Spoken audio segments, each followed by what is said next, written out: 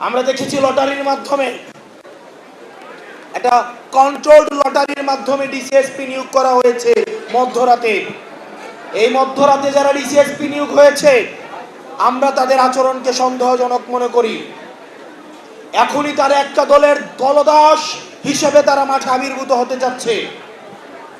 নির্বাচন কমিশনকে বলবো, এই এসপিডিসি এবং ওসি ইউনু সহ যারা এই পক্ষপাত দুষ্ট আচরণ করে এখন থেকে শুরু করেছে, তাদের বিরুদ্ধে যথাযথভাবে ব্যবস্থা নিতে হবে। এই বায়াস, এই দলের প্রতি বায়াস প্রশাসন দিয়ে, পুলিশ দিয়ে স্বচ্ছ নির্বাচন কোনোদিনও সম্ভব নয়। প্রশাসন এবং পুলিশ অবশ্যই বাংলাদেশপন্থী হতে হবে। আপনারা জুলাইয়ে আপনাদের সহকর্মীদের নিদারুণ পরিণতির কথা আপনারা ভুলে যায়েন না। আপনারা বাংলাদেশপন্থী থাকুন। আপনাদের কোনো দল হওয়া উচিত না। আপনারা বিএনপিরও না, জামাতেরও না, আপনারা কোনো রাজনৈতিক দলের না, এনসিপির না, আপনারা হচ্ছেন বাংলাদেশের। সুতরাং প্রশাসন এবং পুলিশকে বলবো, আপনারা নিরপেক্ষ অবস্থান বজায় রাখুন। অত্যন্ত দুর্ভাগ্যজনক বিষয় হচ্ছে, আমরা দেখতে পাচ্ছি কিছু কিছু জেলায়, কিছু কিছু জায়গায় এসপি এবং ওসিরা বিএনপির পা চাটতে চাটতে তারা ব্যস্ত হয়ে যাচ্ছে। বিএনপির প্রার্থীদের সুনজরে পড়ার জন্য তারা ব্যস্ত হয়ে যাচ্ছে। যারা এই কাজটা করবে, আপনাদের পরিণতি বেনজিরের মতো হবে, ওসি প্রদীপের মতো হবে। আমরা গুলির মুখ থেকে ফিরে আসা, আমাদেরকে ভয় দেখায় লাভ নাই।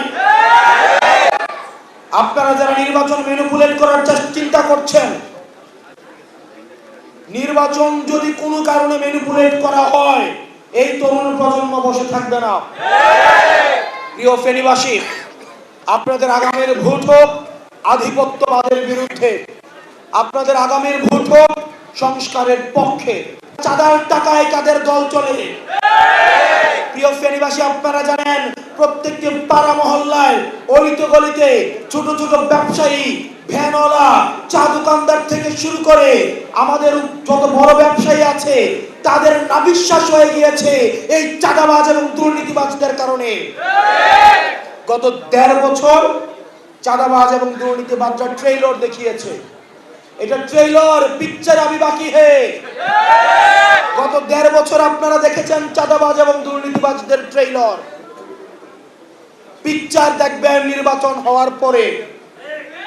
আপনাদের আগামীর ভোট হোক সংস্কারের পক্ষে, আগামীর ভোট হোক আধিপত্যবাদের বিরুদ্ধে, আগামীর ভোট হোক হ্যাঁ ভোটের পক্ষে। আমাদের রাজপথের লড়াই সংগ্রাম আমরা চেয়েছি। হাদী ভাইয়ের হত্যাকাণ্ডের পরে এখনো পর্যন্ত আমরা কোনো দৃশ্যমান অগ্রগতি দেখতে পাইনি। যে আইন শৃঙ্খলা বাহিনী রয়েছে, এই আইন শৃঙ্খলা বাহিনীর অধিকাংশই পরবর্তীতে কে বা কারা ক্ষমতায় আসতে পারে, যে বা যারা ক্ষমতায় আসতে পারে, এই ক্ষমতামুখী দলগুলোর পা চাটার জন্য এই আইন শৃঙ্খলা বাহিনী আবার গুলশানে, পল্টনে আবার লাইন দেওয়া শুরু করেছে।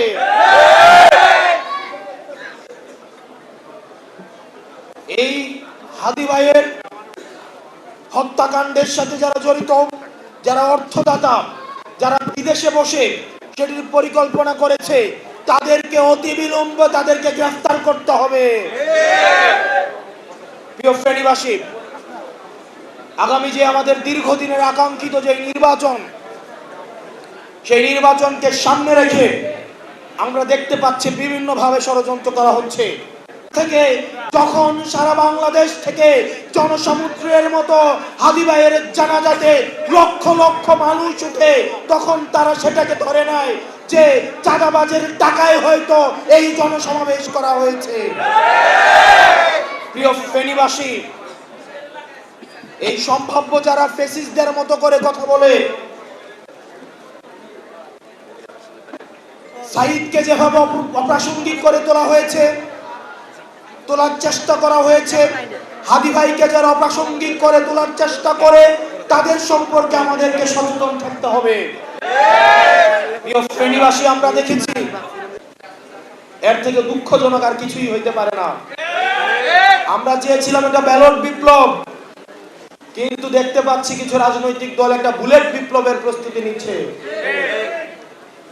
আমাদের সবাইকে একসাথে আমাদের অন্যায়ের বিপক্ষে, ইনসাফের পক্ষে আমাদের সবাইকে লড়ে যেতে হবে। হাদি ভাই আমাদেরকে শিখিয়েছে আমরা জান দিব কিন্তু জুলাই দিব না। আমরা সবাই একসাথে ইনকিলাব ইনকিলাব জিন্দাবাদ জিন্দাবাদ আপোষ না সংগ্রাম সংগ্রাম সংগ্রাম দালালি না রাজপথ রাজপথ রাজপথ। ভারতে বসে ষড়যন্ত্র করা হচ্ছে, ষড়যন্ত্রের জাল বিস্তার করা হচ্ছে।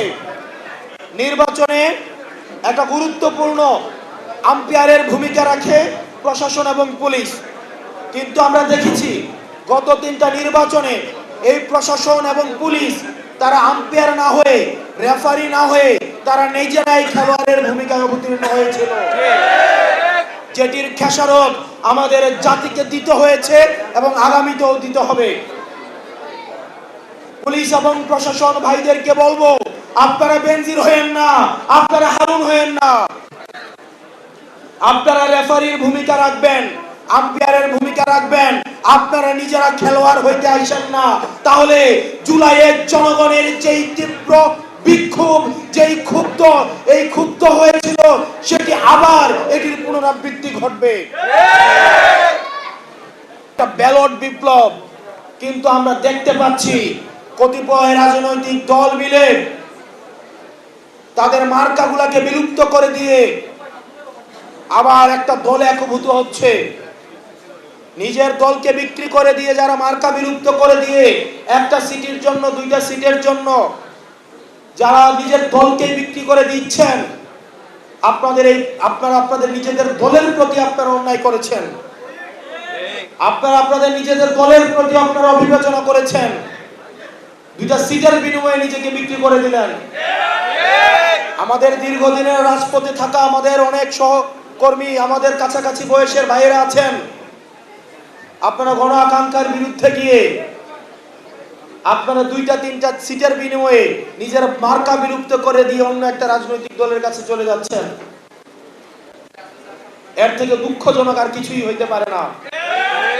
আমরা চেয়েছিলাম একটা ব্যালট বিপ্লব, কিন্তু দেখতে পাচ্ছি কিছু রাজনৈতিক দল একটা বুলেট বিপ্লবের প্রস্তুতি নিচ্ছে।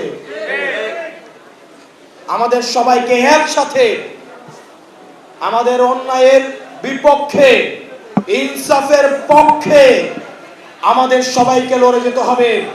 হাদি ভাই আমাদেরকে শিখিয়েছে আমরা জান দিব কিন্তু জুলাই দিব না। আমরা সবাই একসাথে ইনকিলাব ইনকিলাব